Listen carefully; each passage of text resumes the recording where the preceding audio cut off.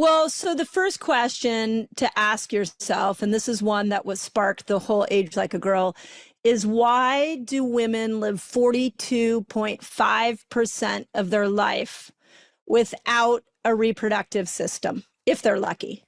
Because we're supposed to be dead? No, the opposite. So why would the body and stay alive as a system completely shuts down? Men don't have that. We're the only species on the planet that stays alive after a reproductive system shuts down. When estrogen and progesterone start to decline, it signals to the brain to rewire itself.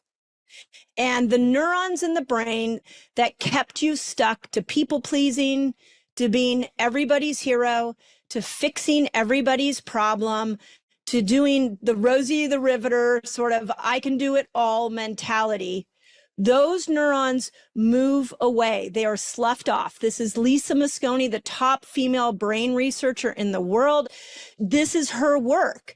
There are neurons that move away so that new neurons can grow so that you are prepared for the next job in your life. What is that job, Mindy? Right. That's a great question. So let's back up one step. There are 3 times in a woman's life that this brain will rewire itself. The first is at puberty when hormones come in.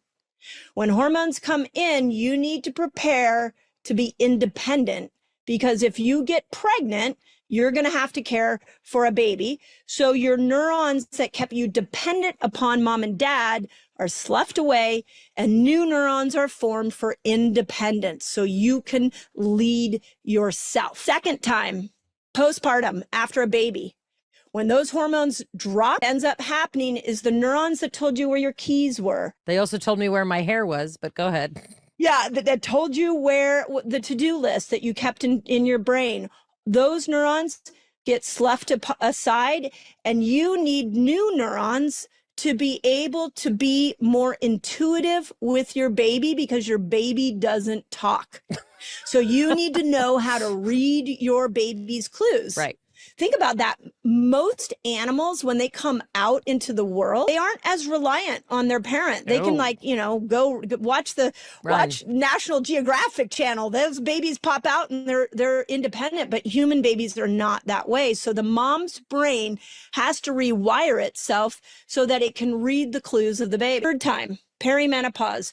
Hormones drop and the brain rewires itself for leadership. We as women were meant to move into a leadership role. This goes back to the hunter and gatherer days. It's under a philosophy called the grandmother hypothesis. Doesn't mean you have to be a grandmother, but the theory was that back in the hunter gatherer days, when a woman stopped her cycle, they moved her into a different place in the tribe. In that place in the tribe, her job was to lead the women and the children that were left back at the cave while the men went out for big animal kills. But I want to say that those women were moving into a leadership role with this plunge of hormones that I do take issue with this, because what we're being told now is you should never have that drop in hormones. You should never, lose your hair. Your vagina needs to be as fresh and moist as if you're 20. And here are the drugs that will make that happen. And, I feel like I'm 90 years old. I don't know if we're, in a similar bracket, but from all the women that I know who are in perimenopause, it doesn't feel like leadership. It feels like I can't sleep. I'm up all night randomly replaying every mistake I've ever made, regretting everything I ever did. I don't like him anymore, whoever he is. I definitely don't want to have sex with him, and I don't even have the lubrication to have sex. What am I leading besides a gang of other unhappy, exhausted, shriveled vagina women? That's what I'm leading. Everybody follow me. The key word in this, and the cool shriveled part of it all, yes, is perimenopause is a 10 year process. That's what my midlife told me. And I said, I would never have lived past 15 if you had told me that. Okay, so let's go look at the 60 and 70 and 80-year-olds. Let's look at Jane Fonda. So do I need hormones or I don't need hormones to be a leader? So let's go back to the hormone question.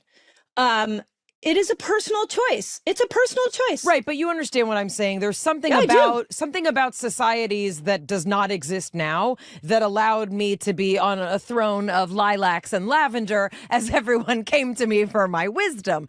Right now, it feels like we're being told you shouldn't have that drop. There's estrogen receptors everywhere. Your heart's going to give out. Your bones are going to break. Jump up and down 20 times on concrete every day and take all the hormones. Smear this on your vulva. Put this on the back of your elbows. Put this behind your knees and stick this suppository in there.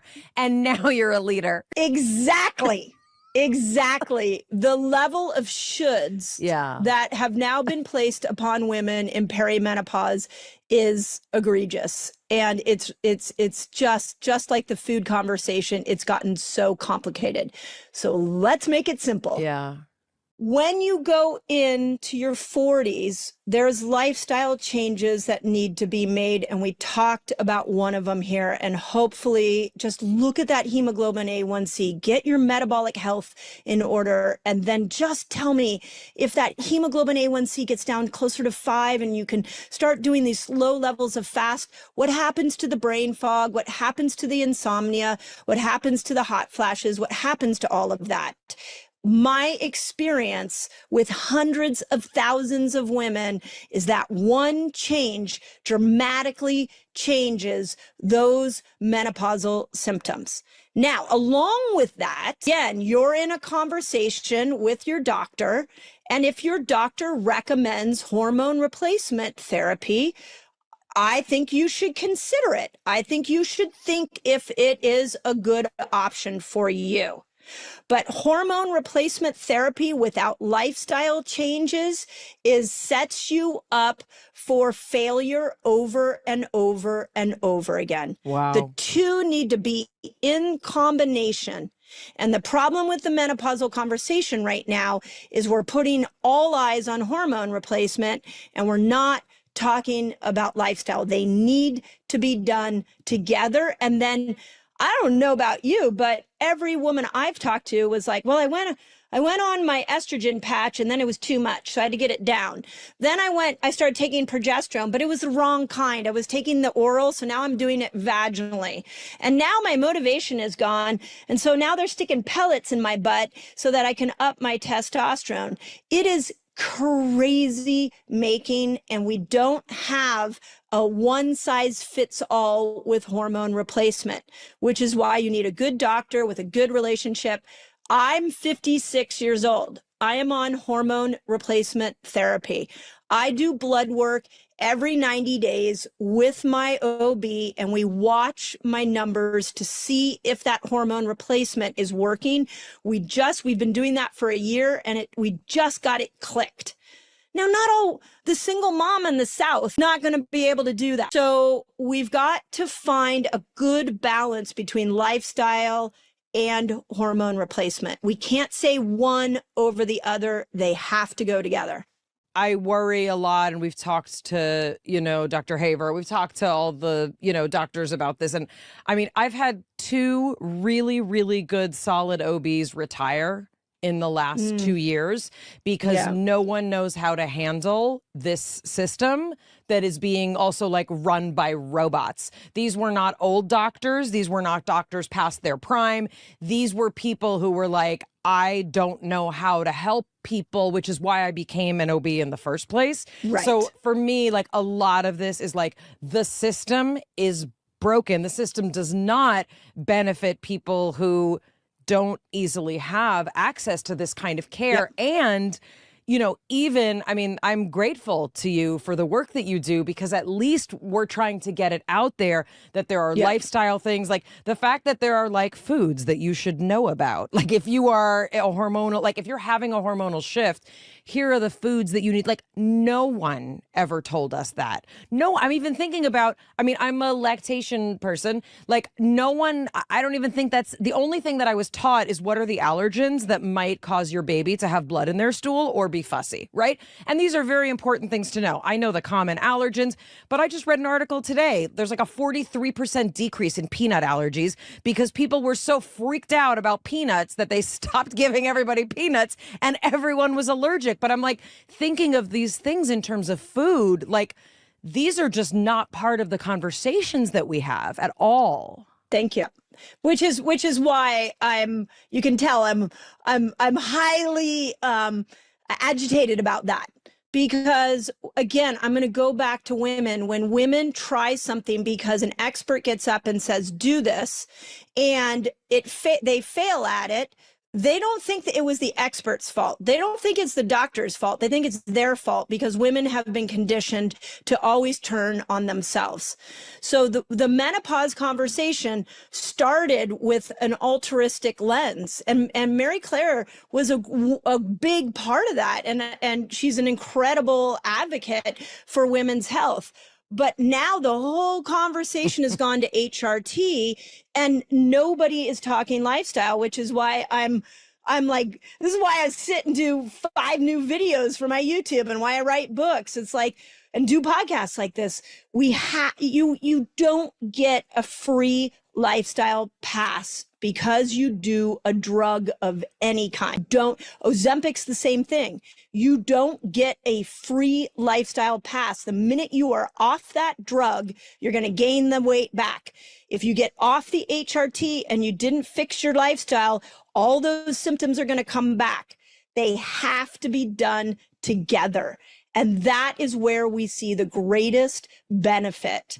No one has ever said this on our podcast. No one has ever been that clear and explicit. Like no one has said that. I mean, it's exceptionally moving, and there's so much here that we're just so grateful that you shared with us. I'm wondering, as we get a little bit close to the end here, the end of our existence or the end of the episode? Wait, we're ending? We're just having fun. The fun just started. What do you mean we're ending? For people who may be struggling, and it's like, it's almost feels out of reach sometimes, right? Like you hear these advice, you hear people saying how easy it is, how fast the body changes when we start to implement these things. But for someone who is at the beginning, right, where you're like, oh, I got to train myself now and I have to learn this new system and I have to start watching the clock and I'm going to feel nauseous at first. And then tell us some of the amazing changes that you've seen to help motivate people to get started, to believe that it's possible for them. Okay, great. I love this question. So let's start with something we've talked a lot about, which is fasting. Fasting is the only weight loss tool that I know that gets easier with time. Diets, we burn out on them. Exercise, we bore of them. But fasting, because your body knows how to innately do it, it gets easier with time. Okay, second concept, your cravings are your cravings because you trained your brain and the microbes. We'll talk about microbes in a moment. You trained your microbes and your brain to crave those things. A great example of this is Candida, something that I spent a lot of my life doing. When I was in college, what do we do in college? We get yeast infections. Right. Why do we get yeast infections? Some people have sex. No, well, some people have too much sex for sure with random people. I totally thought I had the right answer. You eat a ton of sugar. Sugar, beer, pizza. Makes for sex. And lots of sex with random humans. And so what you do is you feed a fungus in your gut called Candida. And that fungus, as it grows, sends a signal up to your brain and says, give me more beer, pizza, and sugar. So I can tell you, I've sat with so many sugar addicts. And we just slowly work on fasting, and we slowly move them away from the really refined sugar. Then we go to fruit. We're like, okay, let's just put you over here in fruit. I'm not anti-fruit, but we slowly train. And you know what happens is the microbes in the gut that were telling your brain what to crave actually start to die off, and you don't crave it anymore. Easier when you eat in the beginning, when you switch from a Western ultra processed diet over to natural foods that the earth provided us. That first switch it's a little hard. You miss the Cokes, you miss the desserts, you miss whatever, the little candies you're eating. Food that tastes good. But if you stick with it, it gets easier with time. That's the only way we're going to change this. If we give people tools that get easier with time. People don't need motivation with their health. They need momentum. And fasting gives them so much momentum, getting them off the processed foods onto just natural foods. And then they start feeling better. And then I don't have to tell them anything. They want to naturally do it because they see their own results.